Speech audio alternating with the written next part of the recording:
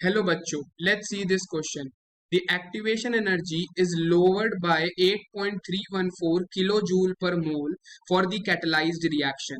The ratio of the rate of the catalyzed reaction to that of uncatalyzed reaction at 500 Kelvin is given is e की power 2 is equal to 7.38. Option 1 7.38, option 2 14.5, option 3 8.37 and option 4 4.83.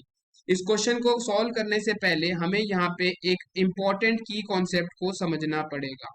ठीक है, हमें यहाँ पे क्या given है, हमारा कोई रिएक्शन है, कैटलिस्ट डालने पे उसकी एक्टिवेशन एनर्जी जो है वो 8.31 किलो जूल पर मोल से डिक्रीज हो गई है and temperature of the reaction is 500 kelvin. तो इंपॉर्टेंट कंसेप्ट जो यहाँ पे हमें क्वेश्चन को सॉल्व करने में हेल्प करेगा that is the Arrhenius equation. Arrhenius equation हमें बताती है कि टेम्परेचर का क्या इफेक्ट होता है हमारे रेट कांस्टेंट के ऊपर। ठीक है, तो K is equal to A ई की power minus E A by R T, जहां K हमारा रेट कांस्टेंट होता है, A हमारा प्री अरेनियस फैक्टर है, E ए हमारी एक्टिवेशन एनर्जी है, R हमारा गैस कांस्टेंट है और T हमारा टेम्परेचर है। Suppose in the absence of catalyst, यानी विदाउट कैटलिस्ट अगर हम यहाँ पे पहला केस डिस्कस करते हैं, ठीक है, तो विदाउट कैटलिस्ट के केस में जो हमारा रेट कांस्टेंट है हम उसको K1 मान लेते हैं, दैट विल बी ए ई की power minus E1 by R T. ठीक है जी, अब हम सेकेंड केस लेते हैं विद कैटलिस्ट। कैटलिस्ट को जब हमने हमारे रिएक्शन मीडियम में ऐड कर दिया तो रेट कांस्टेंट हम मान लेते हैं K2, it will be equal to A ई की power minus E2 by R T. अब हमें क्या बताना है, कैटलाइज रिएक्शन टू अनकैटलाइज्ड का रेशियो, यानी हमें K2 बाय K1 का रेशियो यहाँ पे बताना है।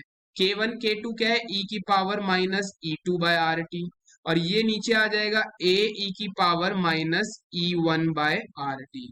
ठीक है जी, अब अगर हम इसको फर्दर सॉल्व करके लेके आते हैं तो हमारी कॉमन टर्म्स कैंसिल हो गई, ये हो जाएगा e की power minus E2 by R T, और ये वाली टर्म जब ऊपर आएगी तो ये पॉजिटिव हो जाएगी, e की power E1 by R T.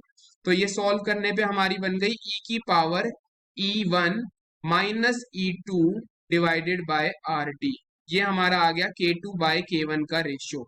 अब हमें क्वेश्चन में एक चीज गिवन है, क्या गिवन है कि जो एक्टिवेशन एनर्जी है आफ्टर कैटलिस्ट को ऐड करने के बाद वो 8.314 किलो जूल पर मोल से डिक्रीज हो गई है, यानी जो हमारा E1 माइनस E2 का जो डिफरेंस है, पहले जो एक्टिवेशन एनर्जी थी और जो बाद में है उसका जो डिफरेंस है वो है 8.314 किलो जूल पर मोल, या हम इसको बोल सकते हैं 8314 जूल पर मोल।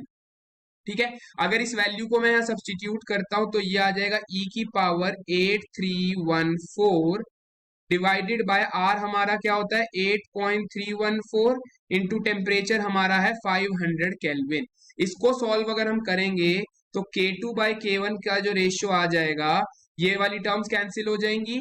अगर मैं यहाँ पे 1000 लगा देता हूँ इस डेसिमल को हटा के, तो अब हमारी क्या वैल्यू आ जाएगी, 8314 से 8314 कैंसिल, यानी हमारी जो K2 बाय K1 का रेशियो आ गया e की पावर 2, जो कि हमें गिवन है 7.38। तो यानी हमारा कैटलाइज रिएक्शन बाय अनकैटलाइज रिएक्शन के रेट का रेशियो है 7.38, यानी हमारा करेक्ट आंसर क्या हो गया, option 1। I hope you understood it well. All the best, thank you.